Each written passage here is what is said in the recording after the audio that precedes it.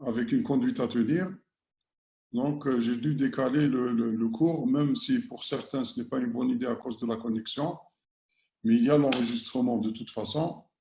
Donc, on va parler d'hémorragie digestive d'origine haute.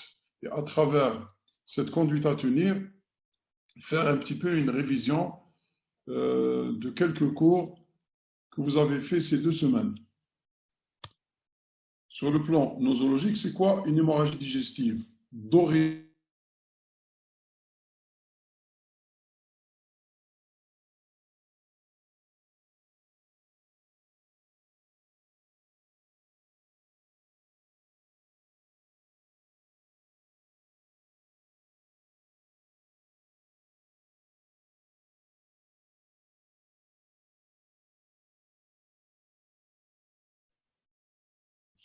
Donc, l'origine, l'hémorragie digestive haute, c'est tout saignement ayant pour origine le tractus digestif situé au-dessus de l'angle de Treitz.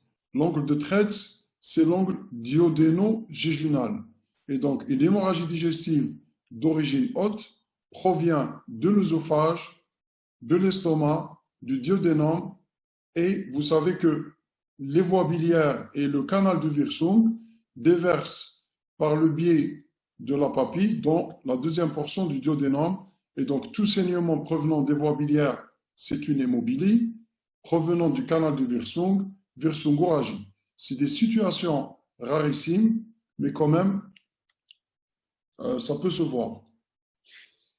C'est fréquent puisque 80-90% des hémorragies digestives sont d'origine haute et 10 à 20% sont d'origine basse. La problématique, c'est qu'il faut savoir qu'il s'agit là d'une urgence médico-chirurgicale nécessitant une hospitalisation dans une structure spécialisée. Je le dis, je le répète, et attention, on n'a pas le droit de renvoyer chez lui quelqu'un qui fait une hémorragie digestive d'origine haute avant d'avoir l'étiologie et avant d'avoir une idée sur le profil évolutif. Les étiologies sont multiples, mais elles restent largement dominées par la maladie ulcéreuse gastro-duodénale.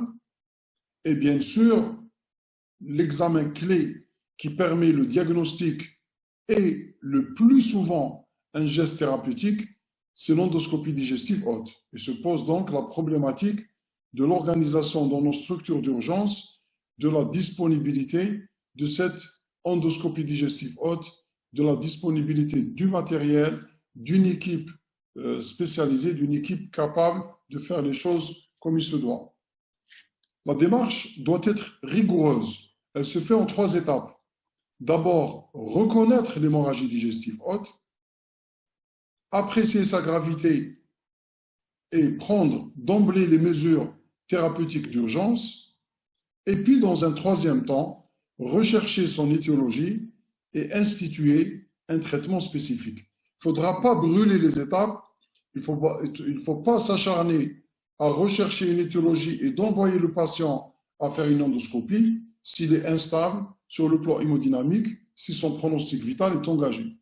Et donc, il faut respecter les 3 étapes de façon rigoureuse. Reconnaître l'hémorragie, ça veut dire diagnostic positif, diagnostic différentiel. Pour le diagnostic positif, on peut être devant 2 situations, les cas faciles et les cas difficiles. C'est facile quand le saignement est extériorisé. Et il est extériorisé sous 3 formes, soit sous forme d'hématémèse, c'est le rejet par la bouche dans un effort de vomissement de sang provenant des voies digestives hautes. Le méléna, c'est l'émission par l'anus de selles noires nauséabondes. Et j'insiste, quand vous faites l'interrogatoire, précisez, est-ce que les selles sont noires? Souvent, les malades vous disent, ah oui, c'est noir. Mais montrez quelque chose de vraiment noir. Parce que les malades confondent souvent ce qui est marron foncé de ce qui est noir. La deuxième caractéristique du méléna, c'est que ça sent mauvais, c'est nauséabonde. Et donc, si c'est des selles noires nauséabondes, c'est du sang digéré et ça définit le méléna. Et on peut avoir les deux, hématémèse associée à un méléna. La troisième situation, une hémorragie digestive haute peut s'extérioriser sous forme de rectorragie. Alors, si ça s'extériorise sous forme de rectorragie, ça veut dire que c'est un saignement tellement abondant qu'il n'a pas eu le temps d'être digéré, d'autant plus que le transit est accéléré. Et des rectorragies qui peuvent signer une origine haute, il y a obligatoirement retentissement sur l'état hémodynamique. C'est-à-dire quelqu'un qui fait des rectorragies avec un état de choc initial, pensez d'abord à l'origine haute. Stabilisez le malade, prenez les mesures d'urgence, et puis le premier examen à faire, ça sera une endoscopie digestive haute. À l'inverse, des rectorragies sans retentissement hémodynamique, ça ne signe pas une origine haute, ça signe une origine basse. Et donc, votre premier examen visant à l'explorer sera une coloscopie. Deuxième situation, c'est des cas difficiles. On est devant deux situations. Première situation, le saignement a été tellement abondant qu'il n'a pas eu le temps de s'extérioriser et ça a occasionné un état de choc initial. C'est le choc, l'état de choc hypovolimique. À ce moment-là, la mise en place d'une sonde nasogastrique peut aider en ramenant du sang rouge vif. C'est une situation très rare. Par contre, la situation la plus fréquente dans votre pratique, et là c'est le premier gros message aujourd'hui, c'est l'anémie fériprive. Pour l'anémie fériprive, vous allez faire hémato s'il y a un saignement occulte. Ça veut dire que le saignement est de petite abondance, il n'est pas visible. Et donc le malade ne le constate pas, alors qu'il y a du sang dans les selles.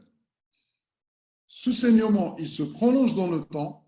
Je vous donne par exemple la situation que j'ai eue récemment, un grand professeur en chirurgie, et il a eu un pontage, il a été mis sous double antiagrégation, erreur sans couverture par les IPP au long cours, et il a consulté parce qu'il avait une dyspnée d'effort, anémie 5,7 grammes d'hémoglobine. Il n'a jamais constaté, il est quand même professeur, il n'a jamais constaté ni de méléna, ni de sang dans les selles. C'était un saignement occulte et l'endoscopie digestive haute a retrouvé des lésions qui témoignent d'un saignement chronique occulte. Et donc, on va bien sûr consommer les réserves en fer, la ferritine va baisser et puis on a une anémie. La caractéristique, c'est une anémie microcytaire hypochrome. Et donc, premier gros message, l'anémie microcytaire hypochrome est un symptôme et non pas une maladie. Ça nécessite une exploration complète du type digestif. Chez la femme, la première cause d'anémie fériprive, elle est d'origine gynécologique, mais c'est assez facile. Si elle n'a pas de ménorrhagie, si elle n'a pas de métrorragie, c'est obligatoirement le tube digestif. Il y a soit une carence d'apport, c'est très rare de nos temps, mais s'il n'y a pas ça, c'est un saignement occulte. Endoscopie digestive haute, cette endoscopie digestive haute est normale. Méfiez-vous du cancer du côlon droit. Le mode de révélation très fréquent du cancer du côlon droit, c'est le saignement occulte qui entraîne une anémie fériprive et donc ça impose une coloscopie. Et donc retenez le premier message, une anémie fériprive, c'est un symptôme, ça doit s'explorer et sur le plan digestif, endoscopie digestive haute, si elle est normale, complétée systématiquement par une coloscopie parce que le côlon droit étant très large, la tumeur occasionne rarement une occlusion puisqu'il y a de l'espace, mais elle va nécroser, ça va saigner, ça saigne, soit ça donne des rectorragies ou du méléna, soit ce n'est pas apparent et ça donne une anémie fériprive par saignement occulte. Quels sont les diagnostics différentiels? Donc, il faut éliminer ce qui n'est pas hémorragie. Ce qui n'est pas hémorragie, c'est ce qui est coloration alimentaire ou médicamenteuse, par exemple, betterave, épinards, du fer, du charbon, etc. J'ai eu une fois pratiquement une directoragie chez une famille, plusieurs membres de la famille qui ont consulté en même temps, mais tout simplement qui avaient consommé des betteraves. Et donc, recherchez ça à l'interrogatoire, notamment la prise de fer. Quelqu'un qui a un saignement occulte, on met du fer, c'est automatiquement les selles vont se colorer en noir. Ce n'est pas du méléna, mais c'est la coloration noire liée à la prise de fer. Si on dilue les selles, si c'est du sang, ça tombe vers le rouge. Si c'est du fer, ça reste noir. Deuxièmement, ce qui est hémorragie, mais non digestive. Il y a du sang, mais ce n'est pas d'origine digestive. C'est l'hémocyalémèse, origine bucco-pharyngée, c'est facile par l'examen clinique. L'hémoptysie, mais l'hémoptysie, c'est des efforts de toux, c'est l'émission de sang par la bouche dans un effort de toux et non dans un effort de vomissement. Et puis, c'est l'épistaxis. Quand l'épistaxis est antérieure, c'est facile, mais parfois elle est postérieure et donc elle peut être déglutie, vomi. Ça, c'est des situations qu'on rencontre en endoscopie d'urgence, mais elles sont relativement rares. Et puis, le diagnostic différentiel le plus difficile en pratique, c'est l'hémorragie digestive d'origine basse quand le malade se présente pour un méléna. Et donc, rappelons-nous, le méléna, c'est l'émission par l'anus de sang noir nauséabonde. 80 à 90%, le méléna est lié à une lésion haute. S'il n'y a pas de lésion haute, elle est basse. En pratique, il y a un critère qu'on va retrouver un peu plus loin dans les scores, c'est l'urée. Le rapport, ce qu'on appelle le rapport urée sur créate. Je m'explique.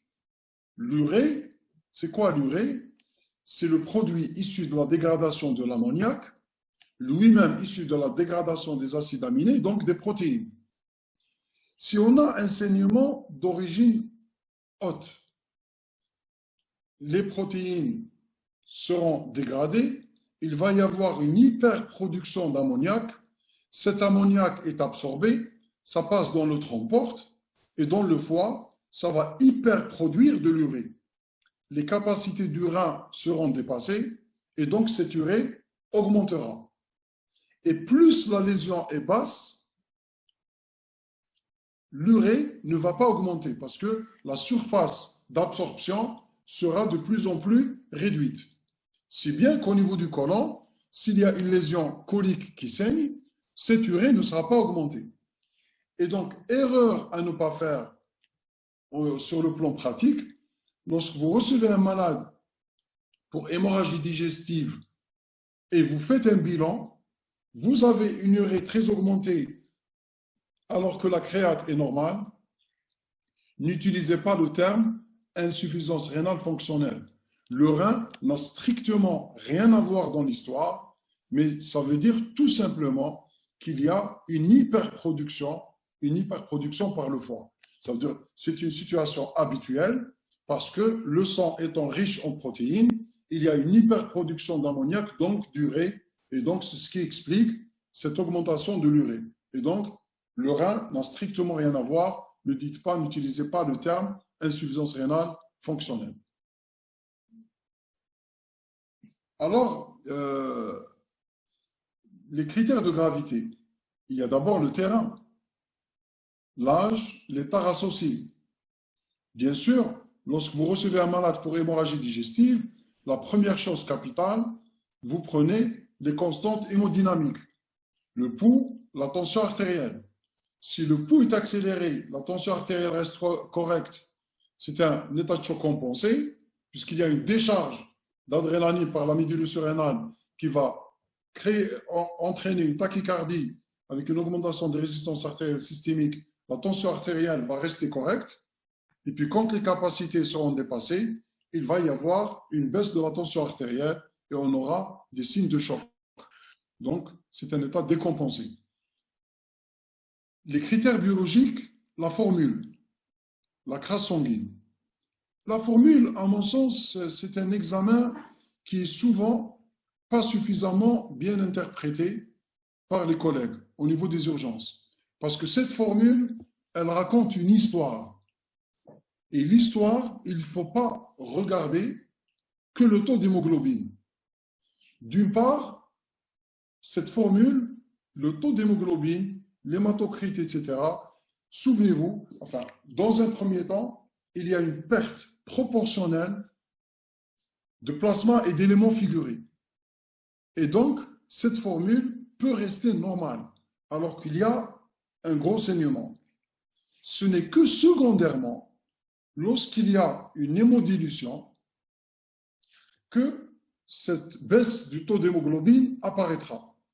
Et donc, attention, premier piège, lorsque vous lisez une formule chez quelqu'un qui fait une hémorragie digestive, si l'épisode hémorragique est proche du moment de la consultation, cette formule risque d'être mise à défaut. Et donc, ne tenez pas compte de la formule pour être rassuré. Vous pouvez être faussement rassuré. Vous devez refaire une formule quelques heures plus tard, attendre les phénomènes d'hémodilution pour faire le comparatif. Ça, c'est le premier point. Le deuxième point, c'est quand vous lisez une formule, il faut voir également, pas uniquement le taux d'hémoglobine et d'hématocrite, il faut voir le VGM et le CCMH. Pourquoi? Parce que si vous avez, par exemple, le malade que j'ai eu, le confrère, c'est vrai que c'était du 5,7 grammes d'hémoglobine, mais c'était une anémie microcytaire hypochrome. Il avait un VGM à 67 femtolitres, pour une normale entre 82 et 95, et il avait CCMH à 27. Ça veut dire que c'était une anémie microcytaire hypochrome. Ça racontait une histoire, et l'histoire, c'était que le 5,7 d'hémoglobine n'est pas en rapport avec un saignement aigu, mais c'est en rapport avec un saignement chronique. Donc, regardez le VGM, CCMH, c'est très important. En pratique, c'est plus grave quand j'ai quelqu'un qui a un taux d'hémoglobine à 9, mais elle est normocytaire normochrome, c'est plus grave que quelqu'un qui a un 6, alors que l'anémie est microcytaire hypochrome. Dans le premier cas, c'est un saignement aigu, donc il a perdu une grande quantité de sang. Dans le deuxième cas, c'est probablement un saignement occulte. Ça, c'est capital, surtout dans notre décision de transfuser ou pas. Bien sûr, quand on a un saignement, il faut faire la crasse sanguine. Et puis, le critère de gravité évolutif, c'est le nombre d'unités transfusées pour maintenir un état hémodynamique. Plus vous êtes obligé de transfuser des unités de sang, plus c'est grave, ça c'est évident. Deuxième critère de taille, c'est la récidive de l'hémorragie. Lorsque vous avez quelqu'un qui fait un saignement, et puis pause, ressaignement, ça c'est un facteur de gravité, puisque le taux de mortalité va augmenter de façon considérable, on va le voir. Et le troisième gros critère évolutif, c'est l'instabilité hémodynamique. C'est quelqu'un qui se présente d'emblée avec un état de choc initial, et vous faites des mesures de réanimation, et la réponse à ces mesures de réanimation est médiocre. Il y a des scores. S'il vous plaît, lorsqu'on fait de la médecine, on fait de la médecine fondée sur des preuves et non pas la médecine fondée sur le coup d'œil.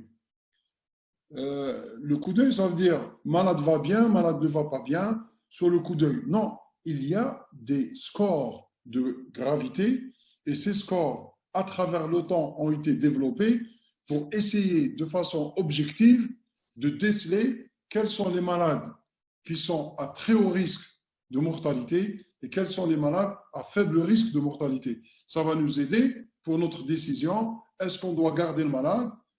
Est-ce qu'on peut se permettre de ne pas l'hospitaliser? Et si on va l'hospitaliser, on l'hospitalise où?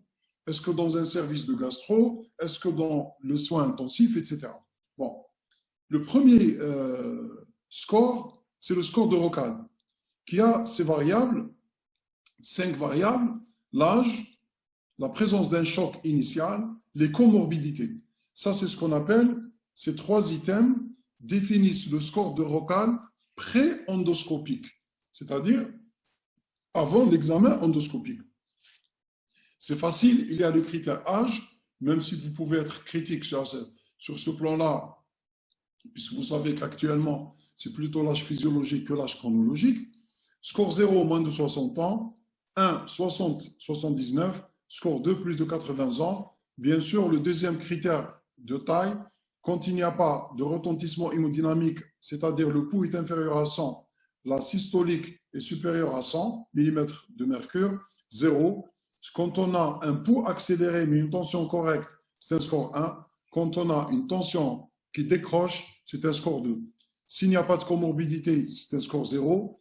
S'il y a des comorbidités telles que l'insuffisance cardiaque, une insuffisance coronarienne ou une comorbidité majeure, telle qu'un cancer, là, c'est un score 2. L'insuffisance rénale, l'insuffisance hépatocellulaire, les néoplasies disséminées, c'est un score 3. On va voir comment on utilise ce score en pratique. Après avoir fait l'endoscopie, justement, là, on a une idée exacte, plus précise sur le profil évolutif par rapport à l'étiologie. Et par rapport à l'étiologie, on va voir les différentes étiologies. Mallory-Weiss, pas de lésion, score 0. Les autres, score 1. Et un cancer, c'est un score 2. Les critères endoscopiques à risque, on va voir en fonction d'un score de Forest. On va voir dans un petit moment, on score soit 0, soit 2. Eh bien, ce score en pratique, sachez que dans les pays développés, la mortalité globale, elle est aux alentours de 10%. On a fait une étude qui a été publiée, que j'ai présentée dans un congrès international sur les hémorragies digestives. On a eu 607 malades et on a eu une mortalité un petit peu inférieure. Ça paraît bizarre, mais non. C'est une mortalité qui reste très élevée parce qu'on a une population jeune. Et là, ce qui explique dans les pays occidentaux une mortalité à 10%, c'est que c'est une population âgée avec des comorbidités. Vous avez vu ce qui s'est passé avec le Covid en termes de mortalité, ça n'a strictement rien à voir. Si vous prenez un pays comme l'Italie où la population est âgée, bien sûr que vous aurez une mortalité très élevée. Alors, attention, en cas de saignement actif, en G ou en nappe, vaisseau visible, caillot adhérent, s'il y a une récidive, la mortalité est encore multipliée par 10. Donc, la récidive hémorragique, attention, ça doit vous alerter. C'est un malade potentiellement qui va décéder et donc vous devez impérativement prendre les bonnes décisions. Et on va voir plus tard c'est quoi les bonnes décisions. Deuxième score qui est beaucoup plus utilisé actuellement, c'est le score de Glasgow-Blatchford. Et ça, on retrouve notre urée. Vous voyez l'urée là, nous c'est plutôt les grammes, 17 millimoles par litre égale 1 gramme. Et vous voyez que plus l'urée est augmentée, plus c'est grave.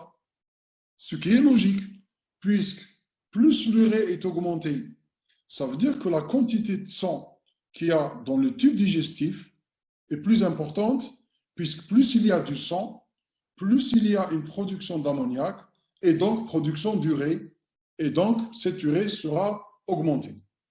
Le deuxième critère, c'est l'hémoglobine, le taux d'hémoglobine. Le troisième, c'est la tension artérielle. Et puis, il y a les autres critères, la fréquence cardiaque, méléna, etc. Chaque item est coté et il faut savoir, il faut avoir ça en tête parce que sur le plan pratique, ce que ça donne. Le deuxième score de Glasgow ne tient pas compte de l'endoscopie et vous voyez que ces scores-là, finalement, ils ne sont bons pour me dire rassurez-vous, il n'y a pas de gravité que si le score est 0, voire 1.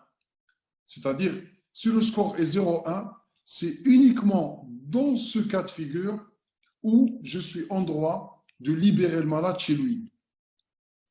Mais vous voyez que dès que l'urée est un petit peu augmentée, j'ai déjà un score 2. Et donc, je n'ai pas le droit de libérer le malade. Dès que le taux d'hémoglobine s'élève un peu, enfin ça baisse un peu, j'ai déjà un score qui dépassera 1. Et donc, je dois garder le malade. Retenez ça, Parce qu'en pratique, malheureusement, quand ce score-là est supérieur ou égal à 1, il a une valeur prédictive positive de 32% uniquement. Ça veut dire quoi? Ça veut dire que si j'ai un score supérieur ou égal à 1, on peut prendre supérieur à 1 si vous voulez, je vais garder le malade, mais dans 70% des cas, j'aurais pu le libérer. Et justement, c'est ça qui est à la base des mauvaises pratiques au niveau des urgences. Parce qu'on a l'impression, en libérant certains malades, ils ne compliquent pas. Donc, on va se dire, oh, que finalement, on a libéré, il lui est rien arrivé. Mais attention, dans 32% des cas, j'aurais eu tort. Et si le malade fait une complication chez lui, il décède. Et ces patients-là, je ne les revois pas, puisque le malade meurt. Et chez nous, dès qu'il y a décès, c'est le muktoub. Et donc, on fait directement, on switch, on ne revient pas vers la structure hospitalière, on switch dans notre tête sur le slot, le fno, etc., etc. Et donc, on n'a pas le retour de ces patients-là. Alors que ces patients-là, on les a tués, puisqu'on les a libérés à tort. Ces patients-là, ces 32%, nécessiteront un traitement endoscopique, nécessiteront une hospitalisation, voire une endoscopie précoce, diagnostique et thérapeutique. Ça permet de récupérer pratiquement tous les malades. Et le taux de mortalité va baisser de manière significative. J'espère que le message est assez clair. La comparaison des scores, ils ont la même performance sur le plan pratique. Vous savez que ce soit le ROCAL pré-endoscopique, le ROCAL après l'endoscopie, le full ROCAL qui est là, avant l'endoscopie qui est là, ou le Blanchford qui est là, ça, les scores ont pratiquement les mêmes performances en pratique. En tout cas, il faut utiliser un score de façon objective et ne pas déduire sur la médecine du coup d'œil. On est des scientifiques, il faut rester des scientifiques et il faut adopter des attitudes scientifiques pour nos patients. Alors, quelles sont les mesures d'urgence à mettre en place? Évaluer la perte sanguine et commencer, s'il y a un retentissement hémodynamique, un remplissage. Un remplissage par les macromolécules et dès qu'on a décidé de transfuser avec la double détermination, on va transfuser. Je vais parler de la transfusion un peu plus tard. Si le malade, il y a une baisse du taux d'hémoglobine, on met de l'oxygène à bas débit. La pose d'une sonde nasogastrique, actuellement, elle n'a pas lieu d'exister, puisque ça permet théoriquement de confirmer le diagnostic, elle permet de réaliser un lavage gastrique entre guillemets, mais attention, une sonde nasogastrique qui ne ramène pas de sang peut être faussement rassurante. Vous pouvez avoir un saignement bulbaire et le sang descend dans le duodénum, et donc votre sonde nasogastrique, si elle ne ramène pas de sang, ça ne veut pas dire qu'il n'y a pas de lésion haute. Et actuellement, et ça me tient à cœur, actuellement, dans les structures d'urgence, on pose la question, vous êtes à jeun, vous n'êtes pas à jeun. Ce qui se passe souvent, même à Mustapha, je le dis, si le malade n'est pas à jeun, on lui demande, il a un état hémodynamique stable, il n'est pas à jeun, on lui dit, ok, vous n'êtes pas à jeun, donc on lui donne une lettre, revenez demain en gastro pour faire un examen endoscopique. Bien sûr, c'est des bêtises monumentales et on a des malades qui meurent à cause de cette mauvaise attitude. La bonne attitude, c'est d'hospitaliser le malade, prendre un abord veineux, faire le bilan d'urgence, mettre de l'érythromycine IV, et si on met l'érythromycine IV, ça va accélérer la vidange gastrique, ça va d'une part, si le malade n'est pas à jeun, éliminer ce qu'il y a dans l'estomac comme nourriture, éliminer le sang de l'estomac, et ça va améliorer la qualité de l'endoscopie qu'on peut faire 30 à 60 minutes plus tard. Et donc en 2020, il n'est pas licite de retarder la prise en charge du malade à cause du fait qui ne soit pas à jeun. Bien sûr, prendre en charge toutes les comorbidités, parce que si votre patient est un insuffisant coronarien, s'il a de l'anémie, il risque de décompenser son cœur et vous faites attention à l'hémorragie et vous oubliez le cœur, il va faire un IDM massif, il va décéder d'un choc cardiogénique en plus du choc hypovolémique. Corrigez les troubles de la coagulation et quand faire l'endoscopie, dès que votre patient est stable sur le plan hémodynamique, faites votre examen endoscopique. Bien sûr, plus le cas est grave, plus l'endoscopie doit être faite le plus tôt possible. Parce que le but de cette endoscopie, n'oublions pas que c'est à visée diagnostique, mais c'est surtout à visée thérapeutique pour arrêter le saignement.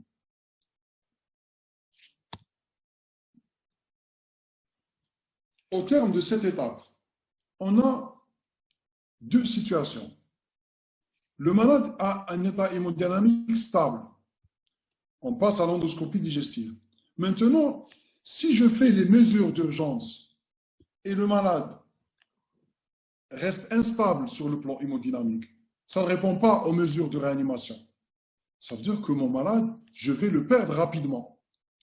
À ce moment-là, et ça nous manque cruellement dans nos structures d'urgence, c'est le traitement radiologique. Et le traitement radiologique, c'est l'artériographie sélective. C'est par l'artère fémorale ou l'artère radiale, faire une montée de sonde, c'est ce que vous voyez là, sur cette image. On injecte un produit de contraste, on a la fuite qui est là, et à travers ce cathéter, on va injecter une solution qui va polymériser, boucher le canal et arrêter le saignement. Et donc ça permet de sauver des vies. Et bien sûr, l'artériographie sélective faite dans le cadre de l'urgence est très, très, très importante puisque ça permet de sauver pas mal de vies. Malheureusement, elle n'est pas disponible dans nos structures d'urgence. Et ça, nos malades, on a eu dernièrement une malade qu'on a dû opérer dans le cadre de l'urgence parce qu'on n'a pas d'artériographie. Et le chirurgien, c'était une panique à bord puisque j'ai fait l'endoscopie haute jusqu'au jéjunum. Il n'y avait rien. La coloscopie, c'est une polypose adénomateuse familiale avec une anastomosie rectale. On va faire le cours plus tard. Je n'ai rien retrouvé par voie basse que du sang qui venait. Et lui, en ouvrant, il n'a pas pu avoir le site du saignement. La malade avait de l'hypertension portale. Ils ont fait une dérivation. Et heureusement que le saignement s'est arrêté. Mais à l'état normal, un saignement comme ça à haut débit, avec l'artériographie, on règle le problème. Rechercher l'étiologie. Donc, l'autre étape, c'est rechercher l'étiologie, c'est le diagnostic étiologique. On va faire une anamnèse, les antécédents, la prise d'AINS, d'anticoagulants, de vomissements, de maladies hépatiques, etc. L'examen clinique, bien sûr, qui doit être méthodique et complet. J'ai des objectifs. L'examen clinique, je dois rechercher des signes d'hypertension portale. Vous avez fait le cours hypertension portale et cirrhose. Je vais rechercher la présence d'une circulation veineuse collatérale. Je palpe à la recherche d'une splénomégalie, d'une acide, rechercher le foie. Est-ce qu'il y a de l'atrophie? Est-ce qu'il y a une hépatomégalie? Et est-ce qu'il y a un syndrome hémorragique diffus? Rapidement, le reste de l'examen somatique. Et puis, l'examen paraclinique, clé, c'est l'endoscopie digestive haute. Elle permet de déterminer le siège de là ou des lésions responsables d'une hémorragie, d'évaluer le risque de récidive hémorragique et surtout de faire un geste d'hémostase endoscopique. Quelles sont les étiologies? La première étiologie, de loin, des hémorragies digestives d'origine haute, dont un peu plus de 50%, c'est la maladie ulcéreuse, gastro-duodénale. Et surtout, c'est l'ulcère du bulbe, plus fréquent que l'ulcère de l'estomac. Et attention, l'hémorragie peut révéler la maladie ulcéreuse. C'est-à-dire, on peut avoir un malade qui n'a aucun antécédent de maladie ulcéreuse. Ou, quand on pousse l'interrogatoire, qui a eu des douleurs qui ont répondu à un traitement symptomatique. Bien sûr, le diagnostic, c'est l'endoscopie. Quels sont mes objectifs? Arrêter le saignement, prévenir la récidive hémorragique, diminuer le recours à la chirurgie et diminuer la mortalité. Donc, le cours, vous avez fait le cours sur complications de la maladie ulcéreuse, j'ai bien suivi. Bon, le cours est fait par un chirurgien. Le problème, c'est que le plus souvent, on n'a pas besoin de chirurgie. Et donc, le chirurgien, quand il parle... Ah bon?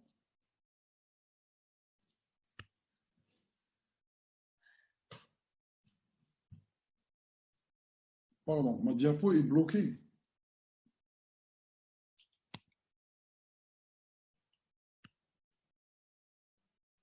Wow, wow, wow.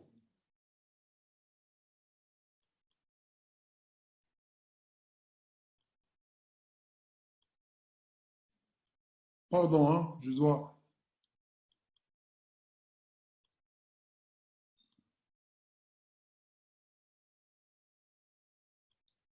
Oh là là.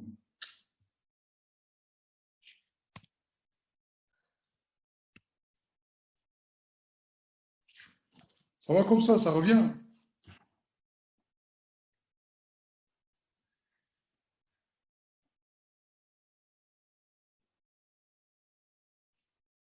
Pardon, une minute, hein.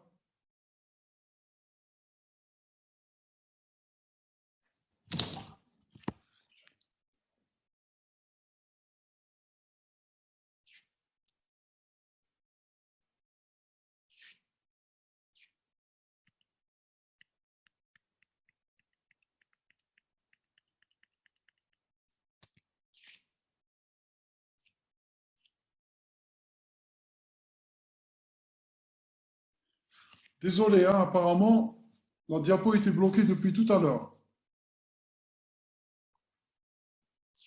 Donc, je redéfile. Je redéfile rapidement la démarche, reconnaître, apprécier la gravité, rechercher l'étiologie et conduite à tenir. D'accord. Ça a bloqué sur conduite à tenir.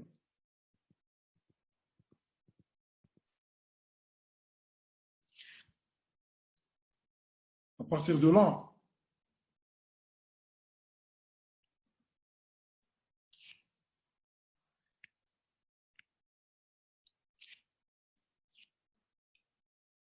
pardon, une minute, hein. Prise en charge immédiate, d'accord.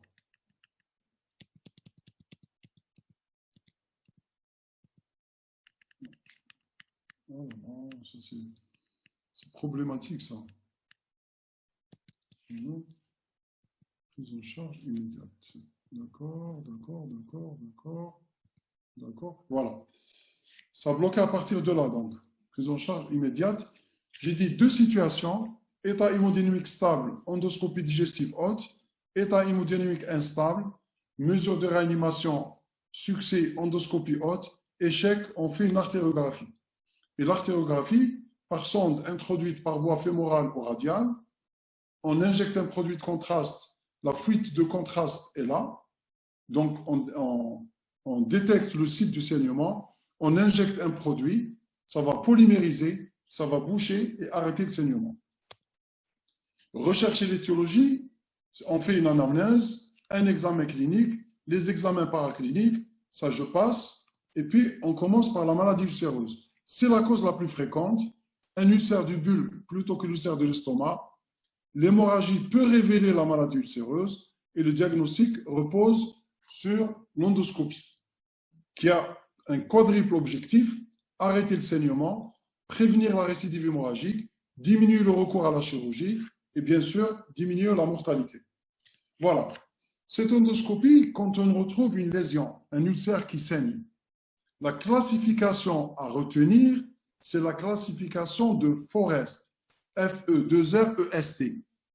Quand vous apprenez une classification, parce que vous avez beaucoup de choses à apprendre, il faut essayer de structurer votre cerveau en étapes. La classification de Forest, il y a 3 stades. 1, 2, 3. C'est quoi le 1, c'est quoi le 2, c'est quoi le 3? Le 1, c'est un saignement actif.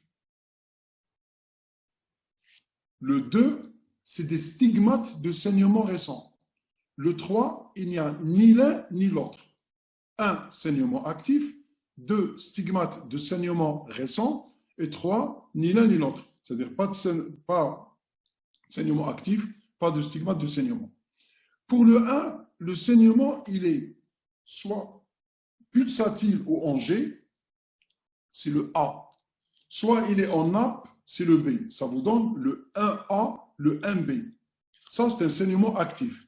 Deuxièmement, il n'y a pas de saignement actif, mais il y a des stigmates de saignement récent. C'est-à-dire qu'il y a des signes endoscopiques qui nous disent que cette lésion a récemment saigné. Il y a 3 ABC. Le A, c'est le vaisseau visible. Il y a un vaisseau qu'on voit. Et un vaisseau qu'on voit, c'est le risque de récidive est très important. Deuxièmement, il y a un caillot qui fait hémostase. Troisièmement, il y a des petites taches brunes, ça s'appelle taches d'hématine. Ça vous donne le ABC. A, vaisseau visible, B, caillot adhérent, C, taches pigmentées, taches d'hématine.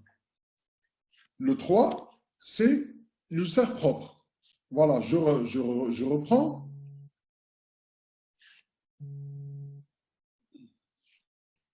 Pardon, une minute.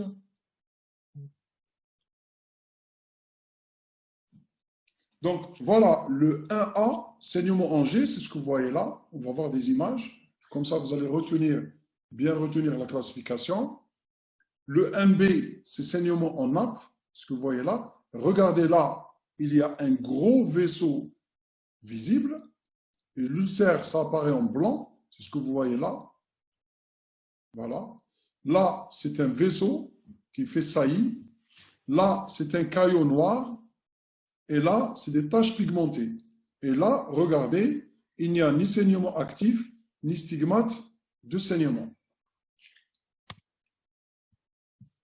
Voilà des images impressionnantes de saignement actif.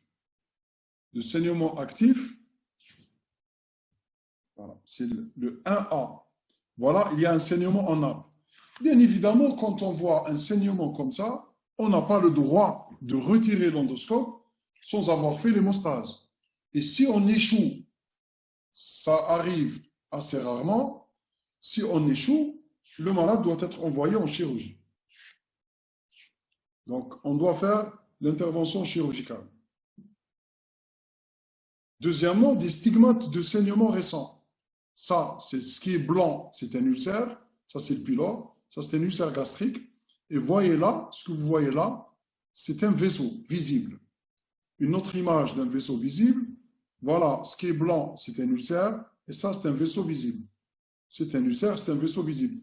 On n'a pas le droit de dire, par exemple, si on voit ça, ah, tiens, il n'y a pas de saignement actif.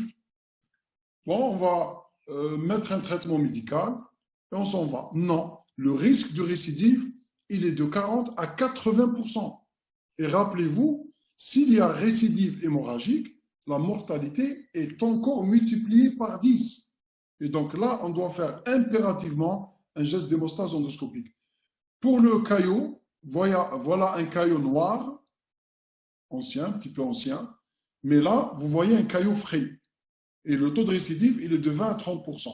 Quand vous voyez un caillot comme ça, le risque de récidive est faible, mais attention, la limite de cette classification, vous imaginez qu'un caillot peut cacher un vaisseau. Donc, on risque de sous-estimer. C'est pour cela que la médecine, c'est de l'intellect d'abord et de la pratique, avec un effort intellectuel. C'est pas, on recherche les résumés, les hyper-résumés pour avoir un examen, c'est de s'imprégner de la vraie médecine parce que nos patients ont besoin plutôt de ça. Par exemple, si vous avez cette image-là et vous avez un malade qui fait une anémie normocytaire, normochrome à 8 grammes d'hémoglobine, je suis certain qu'il y a un vaisseau au-dessous de ce caillot. Parce que s'il a fait du 7 grammes normocytaire, normochrome, ça veut dire qu'il y a eu une grosse lésion qui a saigné, et donc probablement ce caillot cache un vaisseau. Ça a un impact sur la prise en charge, je vais le développer un peu plus loin. Pour le 2C, voilà des taches d'hématine, ce que vous voyez là, le risque de récidive est faible, 5 à 10%. Et donc, si j'ai gardé mon malade, je l'ai pris en charge, j'ai demandé une endoscopie, et puis l'examen endoscopique retrouve ça, je suis tranquille. Que si j'ai remballé le malade chez lui et je n'ai pas fait d'endoscopie. Parce que après avoir fait l'endoscopie, j'ai une idée plus précises sur le profil évolutif, notamment le risque de récidive hémorragique de mes malades. L'ulcère propre, voilà, l'ulcère propre, ça c'est un ulcère propre en rétrovision gastrique. Ça, c'est le pylore, un ulcère gastrique. Ça, c'est le pylore, un autre ulcère gastrique. Et le taux de récidive, si j'ai un ulcère propre, comme ça, le taux de récidive est très faible. Est très faible puisqu'il est pratiquement de 0%. Donc là, je suis réellement tranquille. Je vais mettre un traitement médical et je libère mon patient. Quelles sont les modalités des traitements endoscopiques? Il y a les méthodes d'injection. J'injecte quoi? C'est ce qu'on fait souvent. Ce qui est le plus rentable, le moins cher, c'est du sérum physiologique avec de l'adrénaline. Le problème, c'est que l'injection seule ne suffit pas parce qu'en injectant, j'aurai un effet compressif du volume, un effet vasoconstricteur de l'adrénaline, mais cet effet est transitoire. Et donc, je dois impérativement, avec l'injection, mettre une méthode mécanique, une méthode thermique. J'explique les méthodes que je fais assez couramment, les clips, je vais expliquer ce que c'est, la ligature et les méthodes thermiques. Je n'utilise pas le laser, mais j'ai le plasma argan. Je vais vous expliquer c'est quoi le concept du plasma argan. L'argan, c'est une électrocoagulation. Vous voyez cette sonde? L'argan, c'est un gaz conducteur de courant. Donc, quand je fais sortir ma sonde, si je mets de l'électricité sur la paroi, je perfore. Je ne vais pas faire une hémostase endoscopique pour entraîner une perforation, vous êtes d'accord? Cette sonde que vous voyez là, je vais la mettre à 1 mm de ma lésion. J'appuie sur une pédale, la pédale bleue. L'argan va sortir et le courant va suivre l'argan, puisque l'argan est conducteur de courant, et je vais entraîner une brûlure superficielle. Et cette brûlure va entraîner une hémostase, destruction du vaisseau, qui va entraîner de la fibrose, et donc ça va faire l'hémostase endoscopique. C'est la méthode thermique, par électrocoagulation au plasma argan. Ça, c'est très utile. Quand j'ai un saignement en nappe, j'arrête le saignement avec ça. Ça, c'est magique. Alors ce qu'on utilise habituellement, c'est les deux méthodes. Je vais vous montrer des images. L'injection seule ou traitement combiné, il n'y a pas photo. Lorsque vous faites un traitement combiné, c'est-à-dire injection plus une autre méthode, vous avez moins de récidives, vous avez moins de recours à la chirurgie, vous avez moins de mortalité. Et donc, actuellement, toutes les recommandations vous disent que pour faire une hémostase endoscopique fiable, durable, on doit faire deux méthodes. On injecte, je vais vous montrer des images, on injecte la lésion, puis on met des clips. Voilà la pose d'un clip. C'est une véritable suture chirurgicale. Je lave, je mets en évidence ma lésion, j'ouvre le clip, j'applique et je largue mon clip. C'est comme si j'ai le chirurgien suture. Le problème en pratique, on fait généralement l'urgence. Quand le patient est opéré, il est opéré dans un bloc, alors que nous, on le fait dans des conditions vraiment déplorables. Actuellement, il y a des nouvelles techniques. Quand on a un gros vaisseau comme ça, si je mets un clip et je déchire le vaisseau, je vais déclencher un saignement vraiment très abondant. Alors, il y a ces gros clips, c'est des véritables pièges à loups. C'est ce qu'on appelle des clips Ovesco. On nous dit que ça coûte cher, mais opérer un malade, ça coûte plus cher et sa vie coûte beaucoup plus cher. Et là, l'hémospray hémostatique, ce que vous voyez là, l'hémospray hémostatique, ça c'est une technique relativement récente qui a été employée dans la guerre du Golfe pour les plaies artérielles des soldats. En attendant de les transmettre à l'hôpital, on pulvérise une poudre et ça fait hémostase. Et donc, par voie endoscopique, ça a été utilisé. Quand on n'arrive pas à mettre en évidence le site du saignement, on pulvérise cet hémospray hémostatique et ça fait hémostase. Et puis, ça nous permet de reprendre le malade dans de meilleures conditions 24 heures plus tard. Qu'en est-il des IPP? Premier message pour les IPP, qui est archi faux. Attention, les IPP seuls ne traitent jamais une hémorragie. C'est faux de dire le malade a une hémorragie, je vais mettre des IPP pour arrêter le saignement. Ça, c'est du faux. Attention, ne doivent jamais être utilisés en alternative à un traitement endoscopique. Les IPP, c'est un appoint au traitement endoscopique, ce n'est pas une alternative au traitement endoscopique, ça doit être fait après l'hémostase endoscopique pour prévenir les récidives endoscopiques, pour réduire le risque de recours à la chirurgie et c'est pour éviter le second look endoscopique. La posologie, c'est-à-dire le malade, je l'ai reçu, je l'ai bien pris en charge, je l'ai réanimé, je l'ai transfusé, et je n'ai pas parlé de la transfusion, je m'en excuse.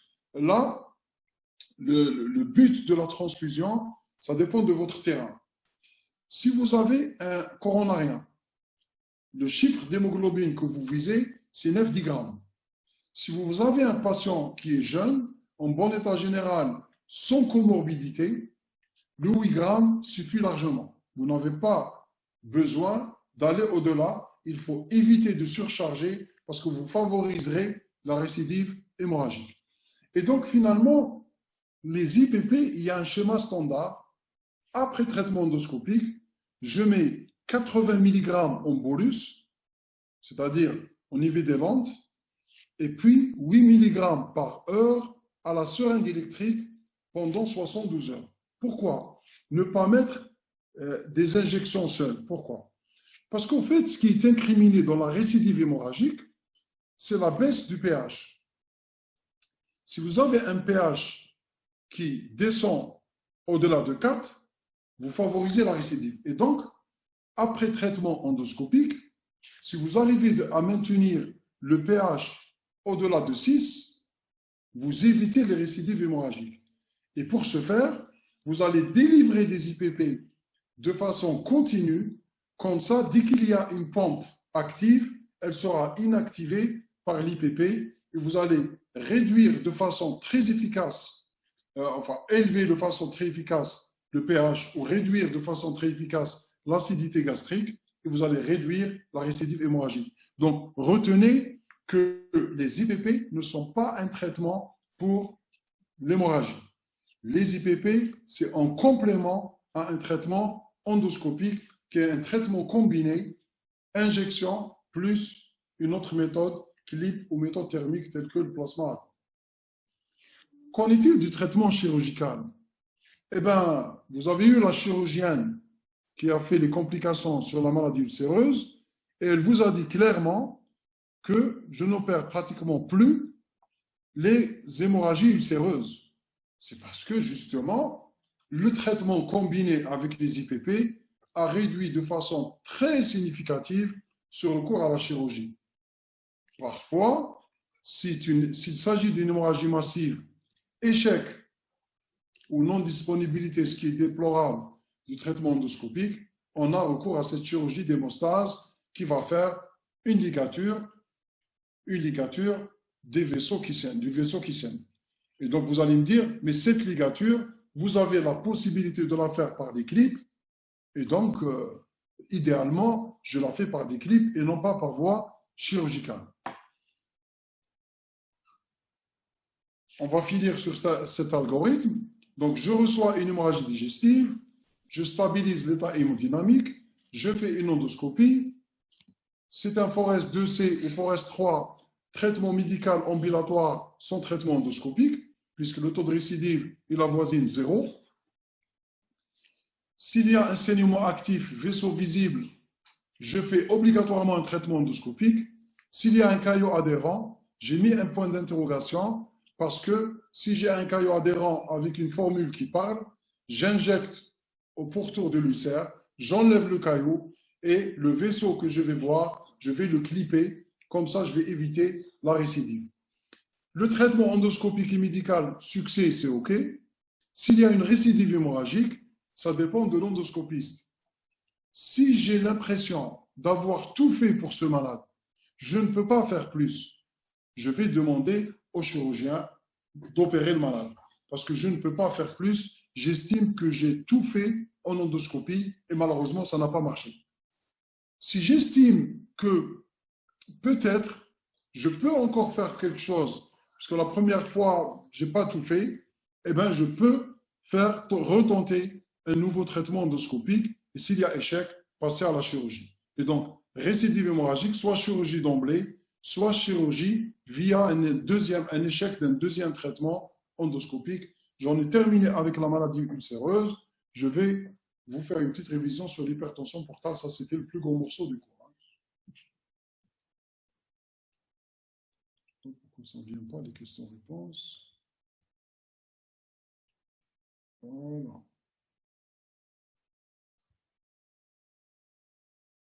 Questions-réponses. Les plaques ne passent pas, on ne voit pas, ça je sais. Les slides ne passent pas.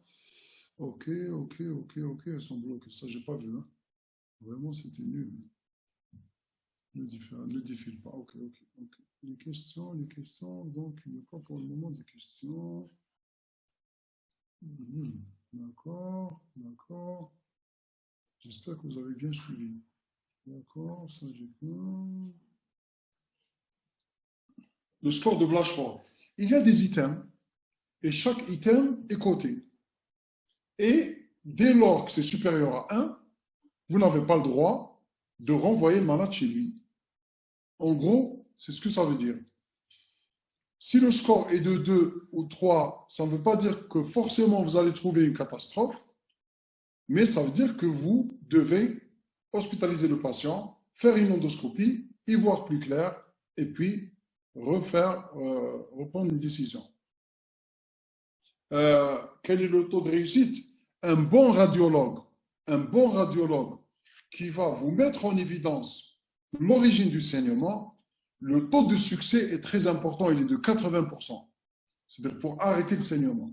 Maintenant, le risque majeur, il faut quelqu'un d'entraîné, vraiment d'entraîné, parce que le risque majeur, si on bouche au niveau de la racine, il y a risque de nécrose de ce qui va aller en amont. Mais ce risque-là, chez un radiologue, c'est expérimenté, il est faible. Voilà. Un ulcère propre. Comment on peut trouver un ulcère propre après un saignement? Eh bien, un ulcère propre après un saignement, la cause la plus fréquente, c'est que vous avez fait l'endoscopie très tardivement. C'est-à-dire, le malade, par exemple, il consulte jeudi, et puis il y a un long week-end, et puis vous le recevez après le week-end. Vous avez un ulcère propre. Et question qui devient intéressante, si j'ai un ulcère propre avec une anémie normocytaire normochrome, méléna, situation pratique, méléna, 7 grammes, ulcère propre. Depuis, ça ne colle pas. Ça ne colle pas. Ça ne colle pas, ça veut dire qu'il y a quelque chose qui tourne par an, je dois rechercher une autre lésion. Je dois rechercher une autre lésion, impérativement, ce n'est pas ça qui saigne. Le clip ne finit pas par se détacher. Oui, le clip, il peut tenir des semaines, il peut tenir des mois, il peut tomber après quelques jours. Mais peu importe, parce que le risque de récidive maximal, il est dans les 24, 48, 72 heures.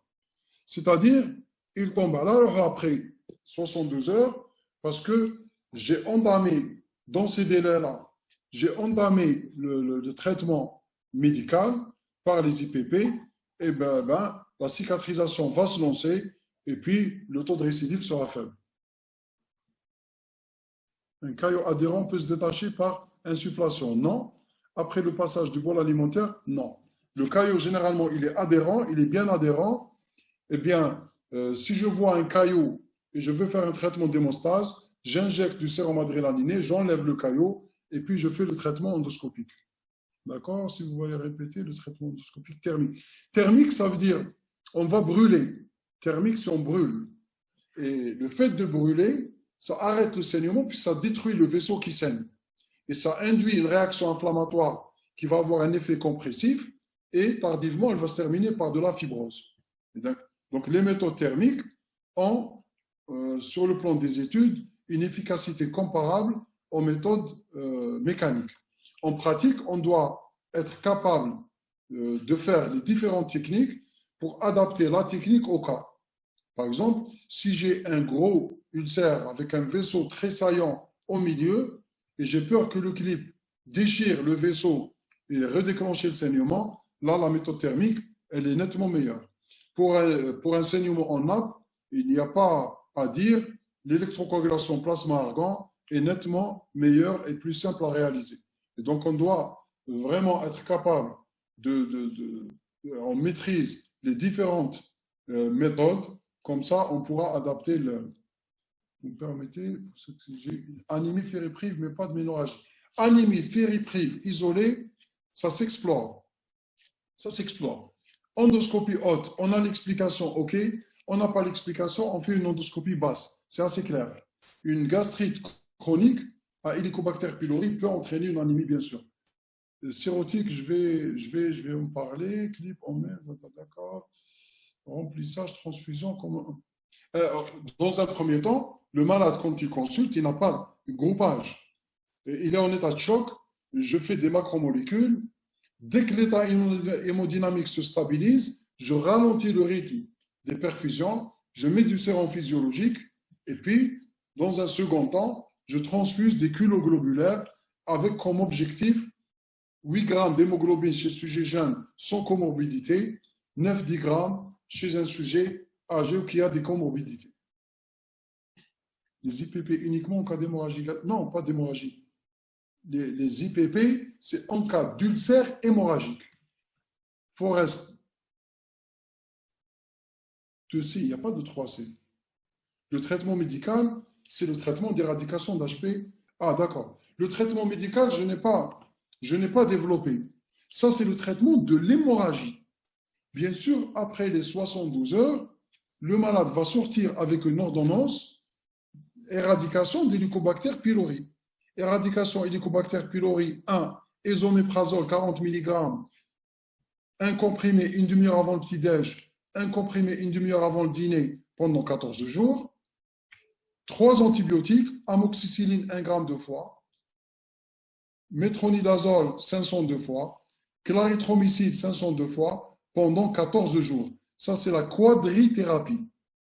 La quadrithérapie, on éradique HP, on maintient les IPP pendant 4 semaines, IPP seul, ésoméprazole 40 mg une fois le matin. Et si on arrive à éradiquer l'Helicobacter pylori, on réduit le risque de récidive hémorragique ultérieure. Voilà, pour le traitement médical, la question sur le traitement médical. D'accord. Raisonnement FNS, bon, ça a été, n'entraîne pas une gêne alimentaire. Non, les clips n'entraînent pas de gêne alimentaire. D'accord. Ok. Rapport urée-sucréate pour la énième fois. L'urée est le produit de dégradation de l'ammoniac. Et le cycle de l'urée, ça se passe au niveau du foie. Quand on a un saignement digestif, le sang étant riche en protéines, ça va hyperproduire de l'ammoniac, lequel va être transformé en urée, et donc cette urée va augmenter. Si vous avez un saignement haut, l'absorption se fait au niveau du graine. L'absorption au niveau du graine, dans ce que vous savez, mésentérique supérieure, transporte, passage dans le foie, plus le saignement est haut, plus la quantité d'ammoniac absorbée est importante, plus l'urée sera augmentée. Plus le saignement est bas, ça va passer à moins de distance, l'urée sera moins augmentée. Si c'est un saignement colique, il n'y a pas d'absorption et l'urée ne sera pas du tout augmentée. Et ne dites pas qu'il s'agit d'une insuffisance rénale. Voilà, je passe à la deuxième partie, et puis la suite, c'est plus rapide, puisque le professeur Debzi a très bien expliqué cette partie. L'hypertension portale, comme vous le savez, c'est l'augmentation de la pression dans le système porte. Le système porte, vous avez la veine splénique, la mésentérique supérieure qui forme le la mésentérique inférieure qui forme le tronc splénomésaraïque qui s'unit avec la mésentérique supérieure pour former le tronc porte, qui va se subdiviser en branche portale gauche pour le foie gauche et branche portale droite pour le foie droit, et ça va sortir par les veines sus-hépatiques pour aller, comme vous le savez, dans la veine cave inférieure, puis dans le cœur. Tout obstacle à l'écoulement de sang définit l'hypertension portale par l'augmentation de la pression dans le système porte de plus de 12 mm de mercure ou bien un gradient, ça c'est mieux, gradient, c'est-à-dire une différence de pression porte-cave supérieure ou égale à 5 mm de mercure. Cette hypertension portale peut entraîner une hémorragie, soit par rupture de varices, le plus souvent œsophagienne, heureusement, parfois gastrique, par la gastropathie hypertensive, je vais réexpliquer, ou bien une varice de siège ectopique. L'interrogatoire recherchera les antécédents d'hépatopathie chronique et les dictères, et l'examen clinique va rechercher, vous avez fait ça, les signes d'hypertension portale et les signes d'insuffisance hépatocellulaire. Si j'ai ces signes-là, la probabilité de saignement par rupture de varice œsophagien est la plus élevée. Mais ça n'empêche, il faut se préparer à toutes les éventualités. Cette hémorragie est liée directement au gradient de pression. Pour qu'il y ait possibilité de saignement, il faut que ce gradient de pression dépasse 12 mm de mercure et plus de 25 mm, c'est une HTP augmentée. Et donc, sur le plan pratique, vous avez fait le cours avec le professeur Debzi. Pour la prévention primaire, c'est-à-dire pour éviter que les varices saignent, on a deux options. Soit on réduit ce gradient par les bêta-bloqueurs, soit on fait la ligature élastique des varices. Et la ligature élastique des varices, le but, c'est d'entraîner une nécrose qui va se terminer par de la fibrose pour détruire ces varices et d'éviter le saignement. Les objectifs thérapeutiques devant une hémorragie aiguë liée à l'hypertension portale, je vais aller plus vite puisque le professeur Debzi en a parlé, c'est contrôler le saignement. Ça, c'est impératif. Deux choses qu'on oublie en pratique. Si on les oublie, c'est très grave parce que le risque de mortalité n'est pas uniquement lié au saignement, mais il est lié, dans la moitié des cas, aux autres complications, c'est l'infection du liquide acide et l'encéphalopathie hépatique. Et donc, tout malade qui fait une hémorragie digestive doit bénéficier de trois mesures: contrôler le saignement, prévenir l'encéphalopathie hépatique, prévenir l'infection du liquide acide. Il y a un protocole rigoureux qu'on doit suivre. La transfusion, ça m'a été posé déjà question. Il faut éviter de trop remplir quelqu'un qui a une hypertension portale et qui a fait une hémorragie. Parce que quand il fait une hémorragie, il y a baisse du débit splanchnique et arrêt du saignement. Si on remplit trop, on risque de redéclencher le saignement. Si bien que nos objectifs sur le plan transfusionnel, c'est d'avoir un taux d'hémoglobine de 7 à 8 grammes d'hémoglobine. Pour l'hématocrite, vous multipliez par 3. C'est-à-dire, multipliez par 3 le taux d'hémoglobine et vous avez votre hématocrite. Bien sûr, je reçois le malade, il a des signes d'hypertension portale, je le réanime s'il est en état de choc, je le transfuse avec ses objectifs de 7-8 grammes d'hémoglobine, pas plus. Je mets un traitement vasoactif octréotide qui peut être maintenu jusqu'à J5, après un bolus de 100 gamma, 600 gamma par 24 heures, et l'endoscopie doit être faite le plus tôt possible. Dès que le patient est stabilisé et mis en condition, je passe à l'endoscopie pour faire un traitement endoscopique. Le plus souvent, ce traitement repose sur la ligature élastique des varices. Je vais en parler. Je vais parler de la sonde de Blackmore, et le traitement radiologique, et puis de la TH. La sonde de Blackmore, quand, durant mon résidanat, en 97 notamment, j'ai le souvenir des sondes de Blackmore, puisque le traitement endoscopique n'était pas vraiment disponible, et on mettait, et on n'avait pas d'octréotide, de traitement vasoactif, et on mettait pratiquement chaque garde 2 sondes de Blackmore. C'est ce que vous voyez là, c'est une sonde à double ballon. On l'a fait introduire par le nez comme une sonde nasogastrique. Le malade avale, ça passe dans l'estomac, on gonfle le ballon gastrique, on tire, on fixe au nez, puis on gonfle le ballon œsophagien, c'est ce que vous voyez là. Et on fait une hémostase par tamponnement. C'est l'indication, c'est l'hémorragie réfractaire au traitement endoscopique et au traitement vasoactif en attendant une solution plus définitive, enfin, plus performante qui est le TIPS. Ou bien on a un état de choc non contrôlé, on a une autre probabilité, on n'a pas contrôlé l'état de choc, alors que le malade fait des signes cliniques d'hypertension portale, ce qui nous suggère la possibilité très élevée de la rupture de varices œsophagiennes. On met une sonde nasogastrique, ça permet de sauver des vies. Mais actuellement, on en met exceptionnellement, parce que le traitement vasoactif est disponible et parce que l'endoscopie est accessible.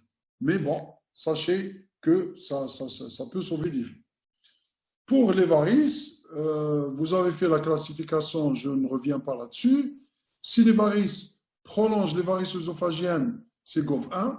Si ça va dans la petite courbure, si ça va dans la grande courbure, c'est GOV2. Pourquoi on fait la différence? Parce que dans le premier cas, c'est alimenté de la même façon. Donc le traitement, c'est la ligature. Par contre, si c'est des GOV2, là, c'est les vaisseaux courts gastriques et donc ce n'est pas le même traitement. On va mettre de la ligature pour les varices œsophagiennes, de la colle biologique pour les varices gastriques. Et ça, c'est IGV, c'est isolated. Là, ça ne prolonge pas les varices œsophagiennes. C'est des varices gastriques uniquement sur la grosse tubérosité pour le 1, au niveau antral pour le 2. Là, c'est une classification ancienne. En classé, c'était séduisant, puisque quand ça s'affaisse à l'insufflation, c'est un grade 1. Quand ça ne s'affaisse pas sans obstruer la lumière, c'est un grade 2. C'est ce que vous voyez là. Quand c'est très gros et ça réduit le calibre de la lumière, c'est un grade 3. Actuellement, c'est un petit peu aléatoire, surtout entre le 2 et le 3. Et bon, même par le 1, est-ce que ça s'affaisse, ça ne s'affaisse pas, etc. En fait, ce n'est pas important. Ce qui est important, c'est ce qu'on va faire. Est-ce qu'on va décider de mettre un traitement pour ces varices ou pas? Là, on est dans le saignement. Le saignement, c'est bien sûr, on va faire un geste d'hémostase. Et là, on classe actuellement petite varice, grosse varice.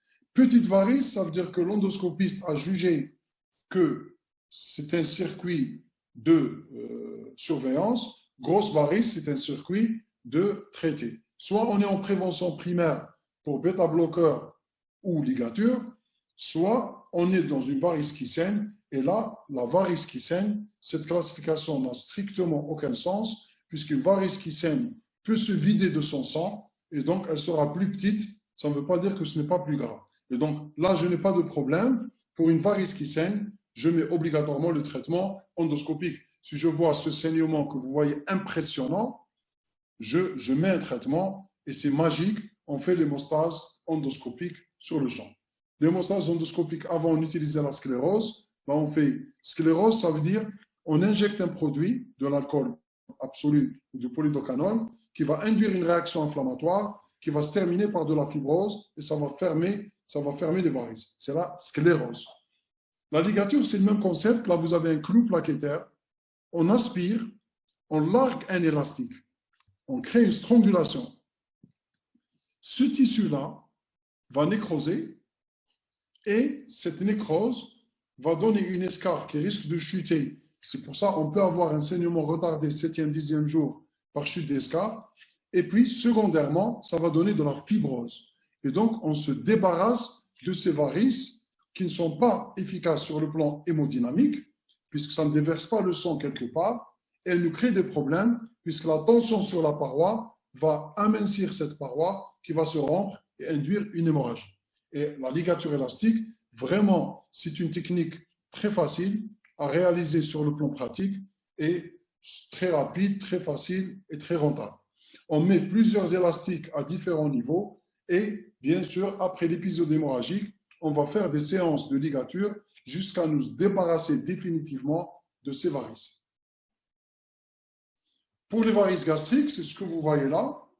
Le traitement, c'est la colle. Il y a deux types, le GOV1 ou le VOG1 si vous voulez, et le VOG2. Quand c'est la petite courbure, le traitement, c'est la ligature. Quand c'est du VOG2, sur la grosse tuberosité, c'est ce que vous voyez là, c'est la colle biologique. Cette colle, c'est un produit qu'on mélange avec un produit du lipiodome radio-opaque pour voir sous contrôle scopique, on injecte le produit polymérise et comme si on cimentait cette varice. C'est du ciment et c'est magique, ça fait l'hémostase sur le champ, on ligature les varices œsophagiennes, on fait de la colle biologique sur les varices gastriques, sur la grosse tubérosité et on arrive à récupérer la plupart des malades. Malheureusement, quand un malade a une cirrhose du foie, quand il fait un épisode hémorragique, l'espérance de vie chute considérablement. Et donc, c'est des malades à suivre de façon très rapprochée. Pour la gastropathie hypertensive, ça veut dire quoi, gastropathie hypertensive? Hypertensive, ça veut dire qu'elle est liée à l'hypertension portale. Cette augmentation de la pression va induire une dilatation des capillaires et cette dilatation va se voir comme ça au niveau de l'estomac. C'est ce qu'on appelle l'aspect en mosaïque. Vous voyez cet aspect en mosaïque ou en nid d'abeille qui est assez clair, mais il n'y a pas de pétichie comme il y a là. Si on a ça, c'est gastropathie, on va la juger modérée ou légère. Quand on a ça, c'est la gastropathie sévère. Sévère puisque ces spots, ce que vous voyez là, c'est une muqueuse qui va pleurer du sang. Et si on a une gastropathie au niveau de l'antre, c'est ce qu'on appelle là l'estomac en pastèque. Là, c'est la magie. C'est la magie. J'ai plusieurs malades comme ça. C'est la magie de l'électrocoagulation plasma-argon. Là, sur ces lésions-là, l'argon marche très très bien. C'est-à-dire à travers la sonde, on fait passer du courant véhiculé à travers l'argon. On brûle ce que vous voyez là en blanc. On brûle ces vaisseaux qui saignent. Ça donne de la fibrose. On les détruit. Et du coup, le malade va s'améliorer. On fait plusieurs séances espacées de 3 à 4 semaines. Varice ectopique duodénale, ça c'est rarissime. S'il y a échec, s'il y a échec du traitement endoscopique, on fait le TIPS. TIPS, 2S. C'est ce que vous voyez là. On met à travers une prothèse en communication le système porte avec le système cave. Échec du traitement endoscopique ou récidive précoce après le traitement endoscopique. Je vous explique. Là, vous avez une image radiologique après contraste d'un patient qui a une hypertension portale sur cirrhose par bloc intrahépatique. Vous voyez l'obstacle ici. Le sang, il y a une circulation collatérale. Le sang, au lieu d'aller vers là, il va vers là, vers les varices qui saignent. Si on arrive à rétablir le courant sanguin là, on va introduire un cathéter par voie jugulaire interne, on pousse le cathéter sous contrôle radiologique, de la jugulaire interne, on rentre dans la veine cave supérieure, l'oreillette droite, veine cave inférieure, veine sushépatique, on perfore, on passe dans le tronc-porte. Et à travers ce cathéter, on fait passer une prothèse. Vous voyez le cathéter là, le tuyau là. Et puis à travers le cathéter, on coulisse une prothèse, on ouvre la prothèse et on rétablit le courant sanguin. Et vous voyez que si le sang passe de là à travers la prothèse, vous voyez qu'il n'y a plus d'alimentation de ces varices. Et ça, c'est une technique radiologique faite sous contrôle scopique. Ça permet, bien sûr, d'arrêter le saignement et de sauver des vies. Malheureusement, le risque de cette prothèse, il y a 2 risques. Le risque qu'elle se bouche. Avec les prothèses actuelles, ça se bouche moins souvent.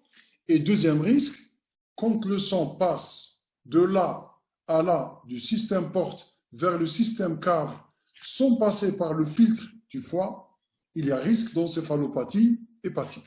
Et ça, le professeur Debzier a insisté là-dessus. J'ai géré l'hémorragie. Très bien, parfait. Si je ne fais pas le reste, j'hypothèque les chances de mon malade. Quelles sont les autres mesures? Lutter et prévenir des autres complications. Rappelez-vous, l'encéphalopathie hépatique, le professeur Debzier en a parlé, par l'aspiration gastrique, les lavements évacuateurs pour éliminer le sang, mettre du lactulose avec comme objectif d'avoir 2 à 3 sels molles. On utilise du lactulose en sirop ou en sachet et avec du métronidazole plus ou moins actuellement dans les nouvelles recommandations. Pour l'infection du liquide acide, il faut commencer, même s'il n'y a pas acide, quelqu'un qui a une hémorragie par rupture liée à l'hypertension portale, il y a un très haut risque de translocation bactérienne de tube digestif vers la cavité péritoniale et donc d'infection. On met de la norfloxacine 800 mg ou des céphalosporines 3e génération. Ça, professeur Debzi, on en a parlé. Voilà, en gros, l'algorithme décisionnel, varices œsophagiennes, réanimation, état hémodynamique stable, endoscopie, saignement variqueux, ligature élastique plus traitement pharmacologique, non variqueux, prise en charge spécifique. On contrôle le saignement, on répète les séances de ligature avec les bêta-bloqueurs. Ça a été dit par le professeur Debzi, jusqu'à l'éradication des varices. On ne contrôle pas le saignement, on passe aux TIPS. Et dès qu'on passe aux TIPS, on prévoit plus tard une transplantation hépatique. Voilà pour l'hypertension portale. Je prends quelques questions et la suite, ça sera très très rapide. L'érythromycine, je ne sais pas si vous avez pris, bon, je prends quelques questions. L'érythromycine, ça accélère la vidange gastrique, puisque l'effet secondaire déjà de l'érythromycine, c'est l'effet secondaire majeur. L'effet secondaire majeur, c'est les douleurs. Ça accélère la vidange gastrique, c'est comme ça. Les clips n'entraînent pas une infection, bien sûr que non. D'accord, d'accord. Quand vous faites le diagnostic d'un ulcère avec un saignement, la gastropathie hypertensive au niveau de l'antre, c'est le plasma argan, c'est l'électrocoagulation plasma argan. Ça, c'est le traitement idéal. D'accord, donc je poursuis. Pour les lésions gastro-duodénales aiguës, c'est soit prise d'ANS, alcool, ou lésions dites de stress. Et le stress, ce n'est pas, vous avez peur de l'examen de gastro et vous avez fait un stress. Ce n'est pas ça le stress, c'est le stress métabolique. C'est les grands brûlés, c'est les insuffisances cardiaques, chirurgie lourde, les infections sévères, les reconstructions orthopédiques majeures. C'est un stress métabolique et ça va fragiliser la paroi gastrique et favoriser les lésions. Le véritable traitement, il est étiologique, c'est d'agir sur l'étiologie initiale. Bien sûr, pour ce qui est le traitement médical, on va mettre l'hémostase endoscopique, sinon on va mettre les médicaments, notamment les IPP. Le véritable traitement, c'est la prévention, bien sûr, prescription mesurée des médicaments connus pour leur gastrotoxicité. Le cas que je vous ai rapporté tout à l'heure, pourtant c'est un collègue et il est professeur, quand même c'est un professeur, il est très performant en plus. Il a eu une double antiagrégation plaquettaire sous aspirine plus clopidogrel pour éviter que le stent se bouche et on n'a pas mis des IPP. On n'a pas mis des IPP en protection. Ça, c'est une faute médicale. Et normalement, plus que ça, le malade doit être éradiqué HP, parce que HP, c'est un facteur de comorbidité qui favorise le saignement sous antiagrégant, sous AINS. On éradique HP et on met sous IPP au long cours. Comme ça, on réduit le risque de saignement.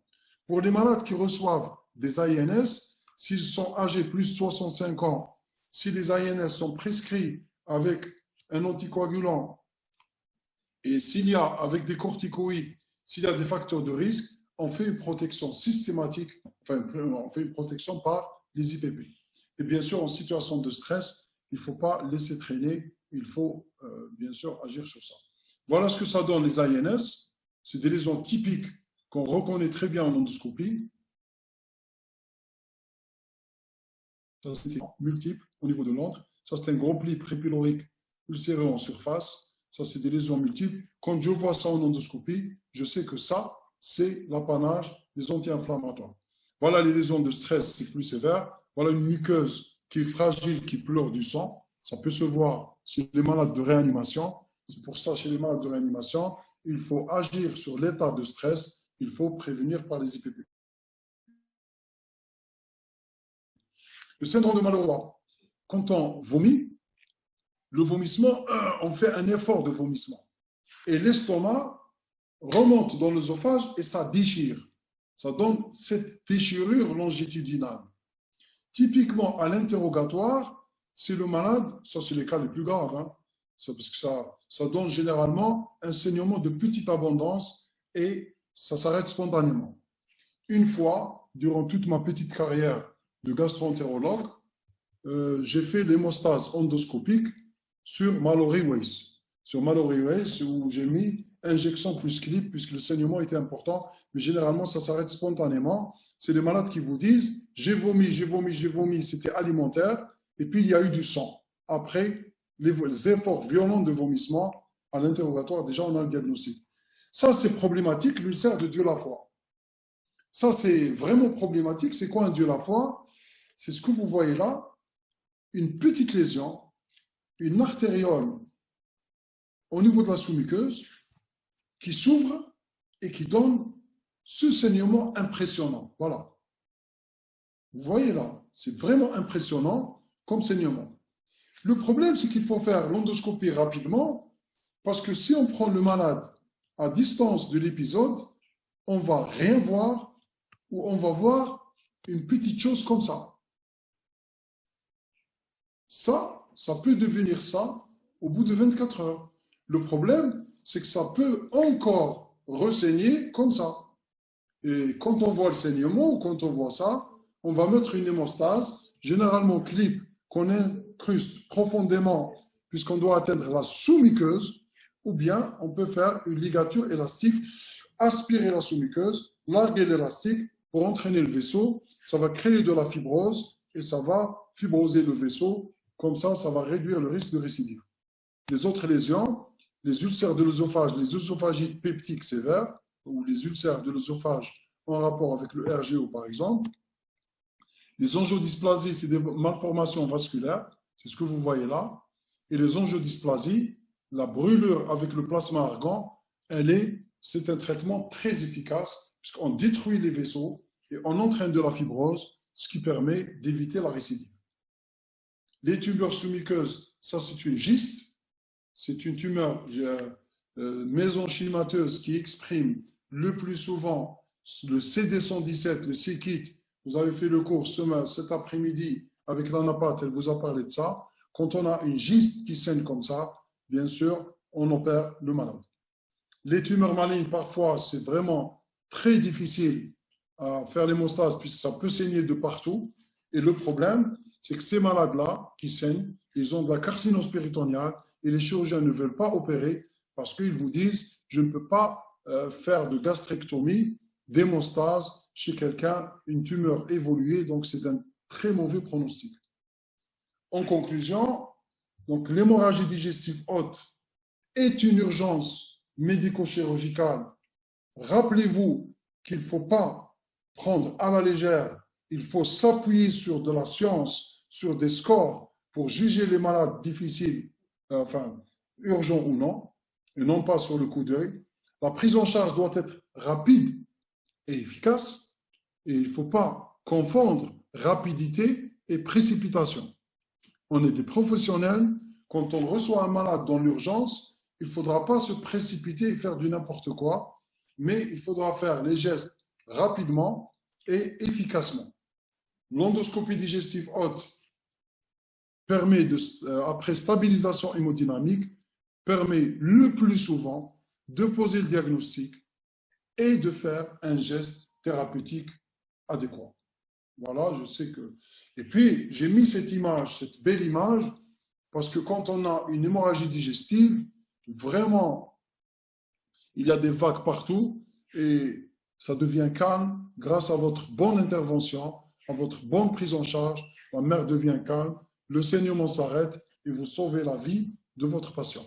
Je prends quelques questions, puisque là, dans le cas du TIPS, est-ce qu'on prescrit des anticoagulants alors que le patient avait... Non, le TIPS, on ne met pas des anticoagulants. Comment traiter, d'accord. En cas d'hémorragie liée à un ulcère de stress, l'endoscopie est normale. Non, si on parle d'ulcère de stress, c'est qu'il y a une lésion en endoscopie. D'accord. D'accord. D'accord. Donc, finalement, on arrive au terme de... J'ouvre le vote, comme d'habitude, hein. Je réponds à quelques questions. Je prends encore maximum 5 minutes. Je sais que, malheureusement, bon, euh, il faut tenir, hein, il faut tenir.